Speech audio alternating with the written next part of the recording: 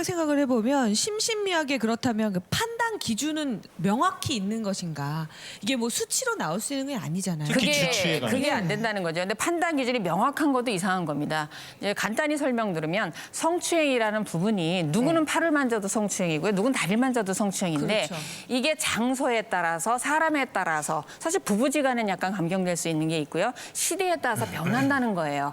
그러다 보니까 획일적인 기준으로 몇 점, 몇 점 이렇게 계량할 수는 없는 것이고 구체적인 사정에 따라서 법관이 판단할 수밖에 없다라는 부분 때문에 법관에 상당히 자유재량이 주어져 있는 상태고 사안마다 다 그 기준이 다르다는 게 현재 문제입니다. 그렇지만 사실 이게 우리가 정말 중요하게 생각해야 될 부분 중에 하나는 뭐냐면 어쨌든 술이 취했든 아니든 그 문제 자체가 중요한 것이지만 그에 앞서 더 중요한 것은 실행할 당시에 범죄를 저지를 당시에 얼마나 자기 인식을 갖고 있었느냐가 판단이 되어야 된다고 봅니다. 네. 특히 이 조두순 사건 같은 경우에는 피해 아동을 유인합니다. 적절하게 유인을 하고 범행 장소를 선택을 하죠. 네. 그래서 남들이 보이지 않는 곳에서 범행을 저지르고 심지어 검거되지 않기 위한 아주 끔찍한 행위를 저지릅니다. 이런 범행 전의 단계, 준비 단계, 실행 단계, 그다음에 자기가 검거되지 않기 위한 증거인멸의 단계를 다 거쳤기 때문에 이건 술을 마시고 술에 취한 상태이긴 하지만 분명한 자기 의식이 그 안에 개입이 되었다라고 보기 때문에 책임성이 반드시 있다라고 보는 것이 기준이 돼야 된다고 봅니다. 그러면 정신건강의학을 하시는 분으로서 우리가 흔히 왜 술에 만취하면 필름이 끊겼다라는 네. 표현을 쓰잖아요. 네. 그런 상태에서의 의사결정은 어떻게 이루어지는 겁니까? 결국은 본인의 무의식이 그 행동을 했다고 얘기들을 하고 그때는 당시엔 판단 능력이 없을 수 있다라고 얘기는 하는데 문제는 이런 범죄하고 개입이 됐을 때는 결국은 본인의 의지가 개입이 될 수밖에 없는 거거든요.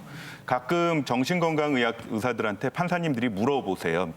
공문으로 네네. 이 짓을 저질렀을 때 판단 능력이 있었을 것 같냐 없었을 것 같냐. 그거 어떻게 알아요.